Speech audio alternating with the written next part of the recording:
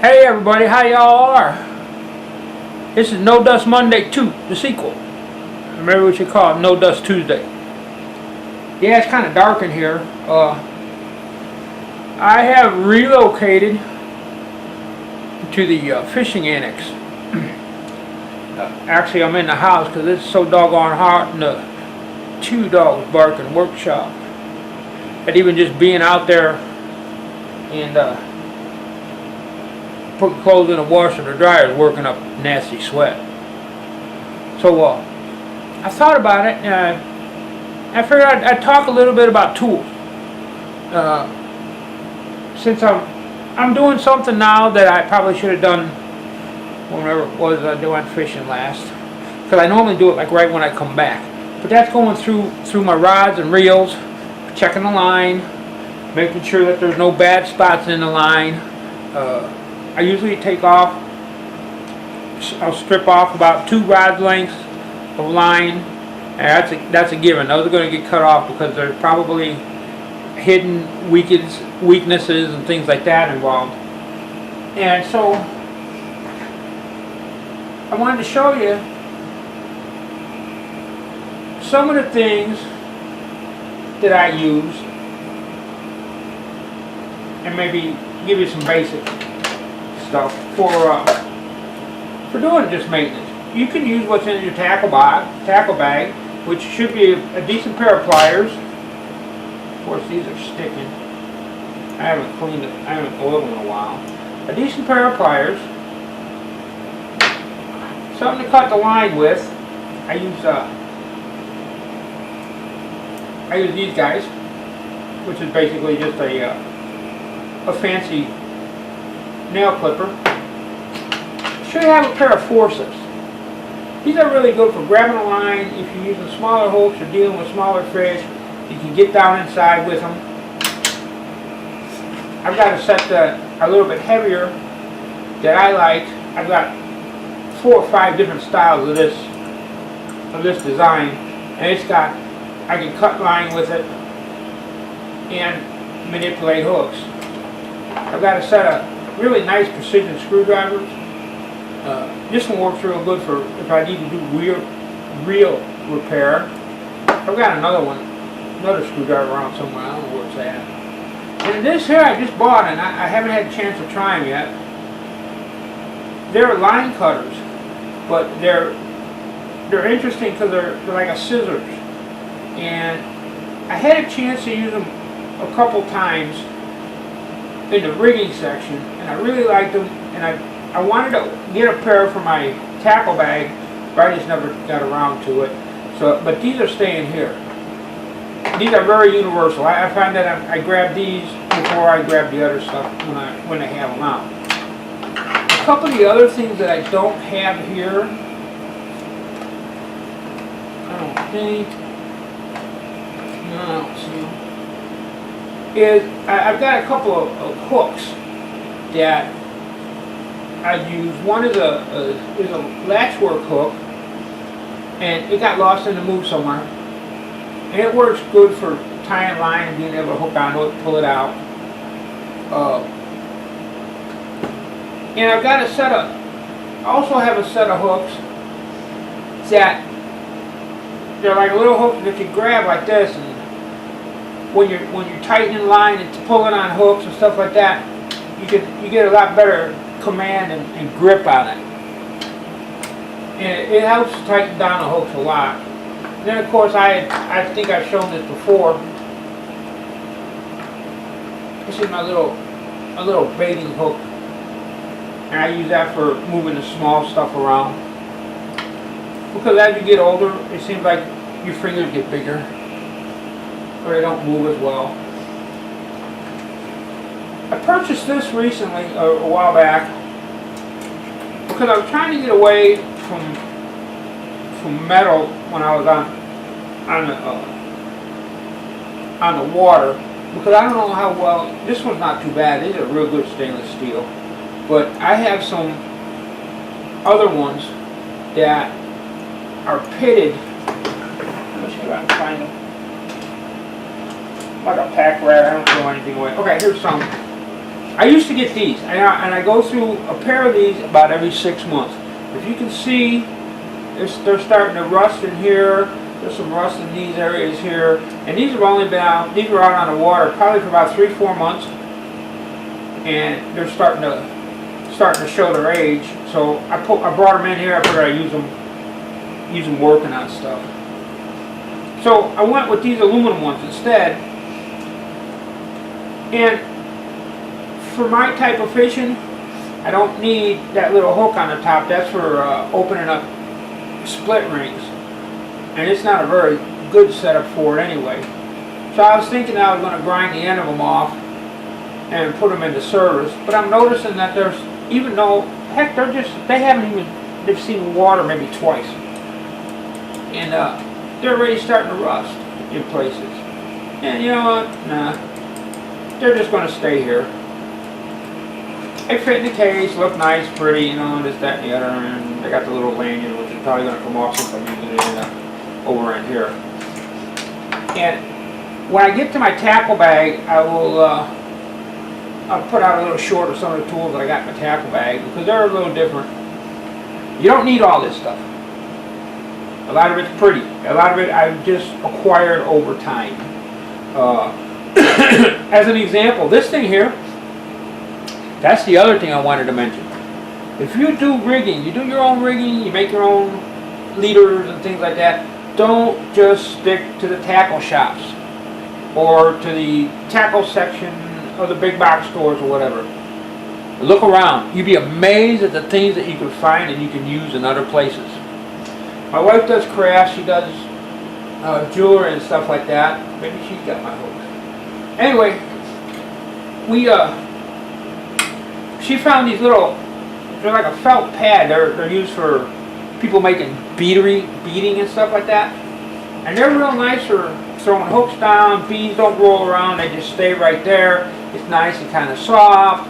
And I really like it. It keeps a lot of stuff from bouncing around. They're like maybe $2. This here was on clearance. This is a case, and there's a top that goes to it. And it's for beaters. Boy, that sounds bad. It's for people that do beading and stuff like that, and it has little containers, which is real nice because it keeps my, excuse me, most of the time I will go to this. There's the different beads and stuff that are in it. And I haven't updated it since we moved, because there are some of the items in here I don't use it as much as I did, because I'm just not fishing where I was before. And I need to, I'll get those out, put them in kind of like in the storage, and then throw everything else, the stuff that I need in there. Plus I got some empty spots. This thing stands up pretty well. It stands up a lot better when you don't have it sitting on top of stuff. And like I said, the top, I've got some pool noodles that I put inside the top, because the top is raised also, so that at the time, there's a plastic piece that went in there, and I took that out. So I put like this guy, and I put those pool noodles in there and close this all up.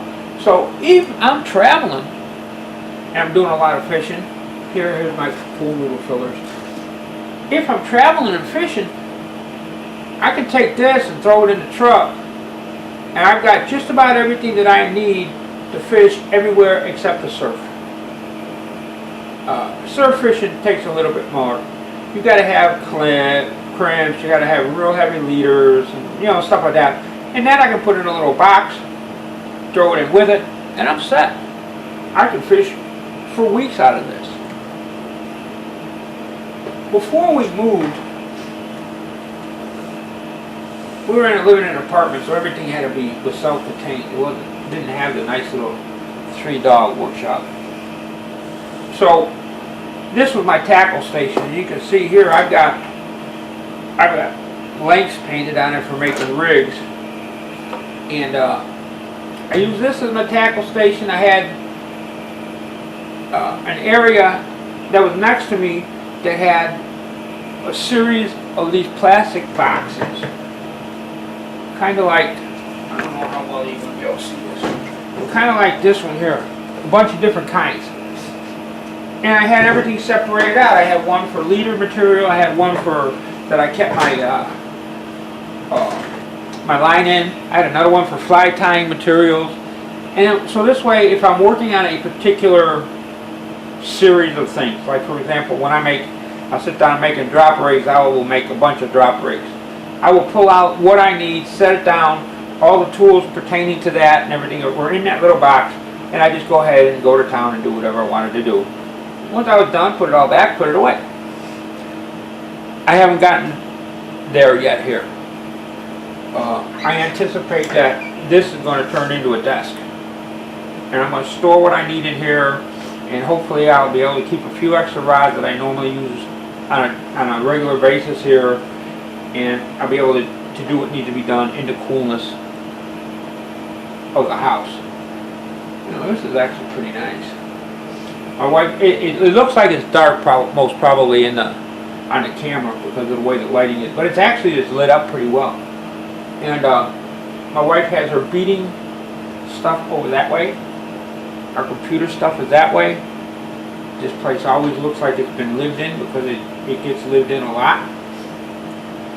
And what else can I say? It's important that you got a place to do this, because it's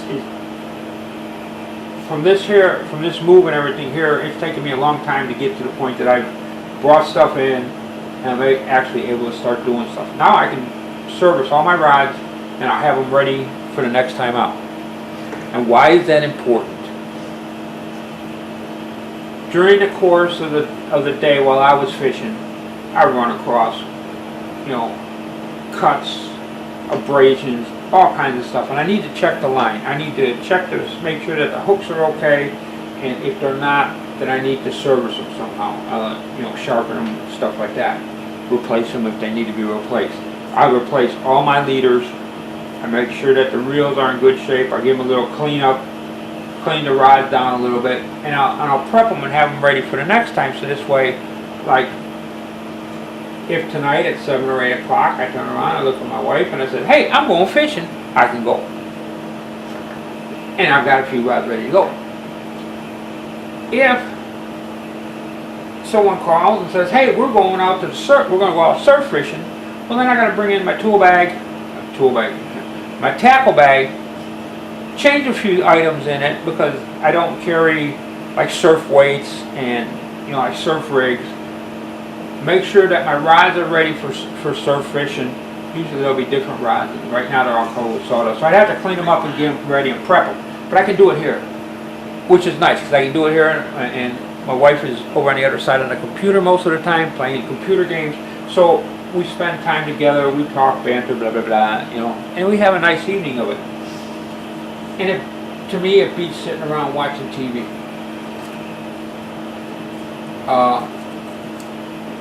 I don't know what else to say. It's a lot of this is based on your own, the way you fish, how into it you are. I'll tell you right now, to be honest with you, if I wasn't renting this place, this whole wall, or a lot of this wall will be shelving. Part of it will be fishing gear, the other part of it will be beading gear, and I would just convert this into that type of a room.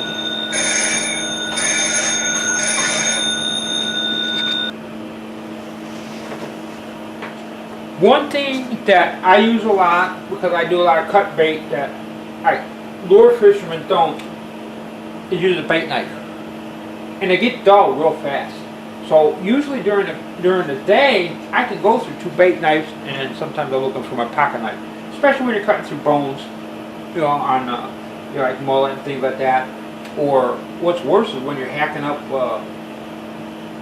crabs, or even shrimp. The secret to shrimp is you kind of like move your knife sideways a little bit so that it gets in between the skeleton, the exoskeleton, and you cut between that. But I found that these guys, they're relatively inexpensive. You can find them, this is once again going with the wife, you can find these in like the gourmet shops.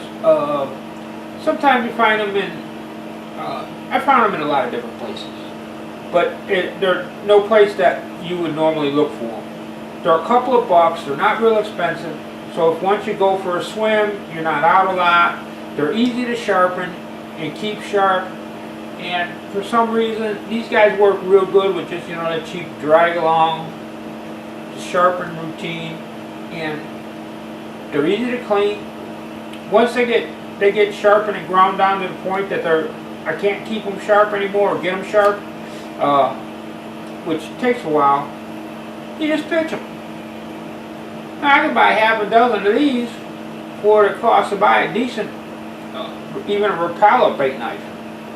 And plus it's got the little sheath on it, just why I don't have to worry about it sticking holes in my tackle bag and stuff like that. And I don't care about the color. I got some that are green, I got some that are, I got some that are pink. And those are the best because they're real easy to find in my yellow tackle bag. And I don't care. It doesn't matter. If you saw the colors of some of the line threads and stuff like that, I got them on my rods that I did that I've done repairs on. Pink is nothing. So there's another little tidbit. There's a whole lot of stuff that as I go along, I probably flip out and talk about. And this report, this No Dust Tuesday, is probably going to be like, take one, take the other, take one, take the other, and we'll push it all together and come up with some type of informative video.